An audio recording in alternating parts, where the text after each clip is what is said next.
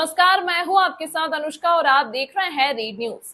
लोकसभा चुनाव में जब गिनती के दिन बचे हैं तो आज मेहसाणा जिला बीजापुर में प्रदेश के मुख्यमंत्री भूपेंद्र भाई पटेल की प्रेरक उपस्थिति में मेहसाणा लोकसभा प्रत्याशी हरिभाई पटेल एवं बीजापुर विधानसभा के प्रत्याशी डॉक्टर CJ चावड़ा को जन समर्थन हेतु विजय संकल्प चुनावी सभा का आयोजन किया गया।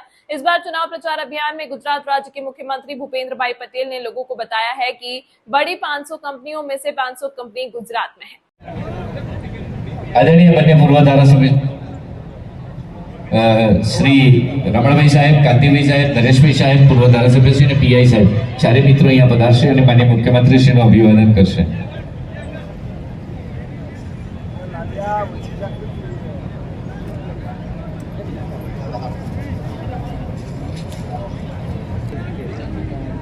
ભારત માતા કે વંદે।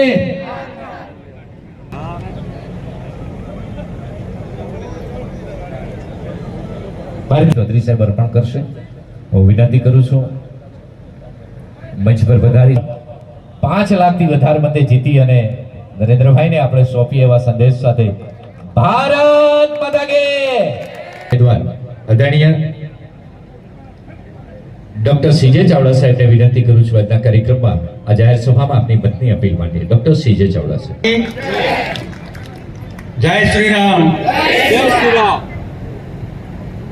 મહેસાણા લોકસભાની અને બીજાપુર વિધાનસભાની પેટા ચૂંટણીના સંદર્ભે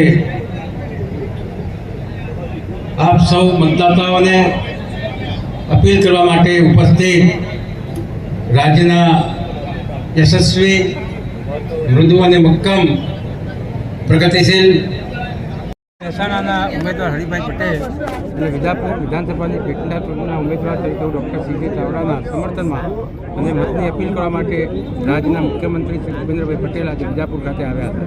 એમને જનરલ સભા કરી અને સભામાં ગુજરાતના વિકાસની વાતો કરી, ગુજરાતના બજેટની વાત કરી, ગુજરાતના લોકોની પ્રગતિની વાત કરી અને આ દેશને સર્વોચ્ચ બનાવનાર, આ દેશનું સુકાન સંભાળનાર નરેન્દ્રભાઈ મોદીની વાત કરી અને નરેન્દ્રભાઈ મોદીના રાજ્યમાં, નરેન્દ્રભાઈ મોદીના જિલ્લામાં એક એક વ્યક્તિના દિલમાં મોદી મેજિકની વાત લઈને બેઠો છે ત્યારે અને 7મી તારીખની રાહ જોઈને બેઠો છે કે ક્યારે 7મી તારીખ આવે અને મોદી સાહેબે કરેલા કાર્યો 370 કલમ દૂર કરી, સમાન સિવિલ કોડ, રામ મંદિરનું નિર્માણ અને પાવાગઢના મહાકાળી માતાના મંદિરે ધ્વજા ફેરકાવી એનું ઋણ ચૂકવવાની તારીખ 7મી મે નક્કી કરી ત્યારે પ્રજા 7મી તારીખની રાહ જોઈને બેઠી છે અને મોદી સાહેબને ઋણ ચૂકવવાની છે।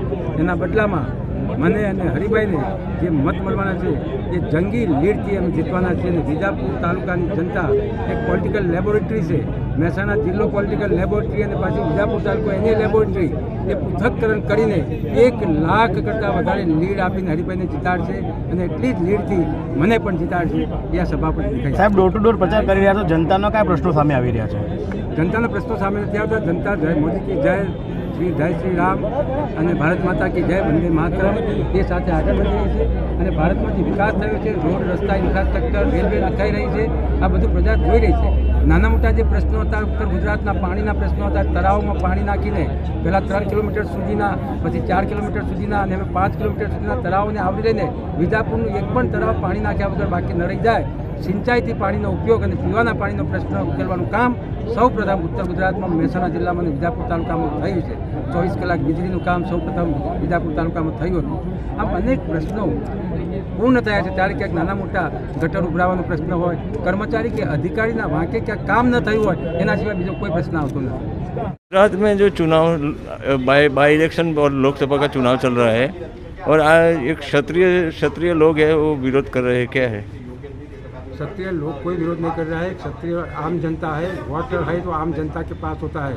लीडर जो बोलते हैं उनके पास मत नहीं होता है, उसके पास एक विचार होता है, एक आंदोलन की बात होती है। लेकिन वो जो आंदोलन चलाता है, जो बात चलाता है, उनके साथ क्षत्रिय या किसी भी कौम की प्रजा उनके साथ है, वो मानना गलत है।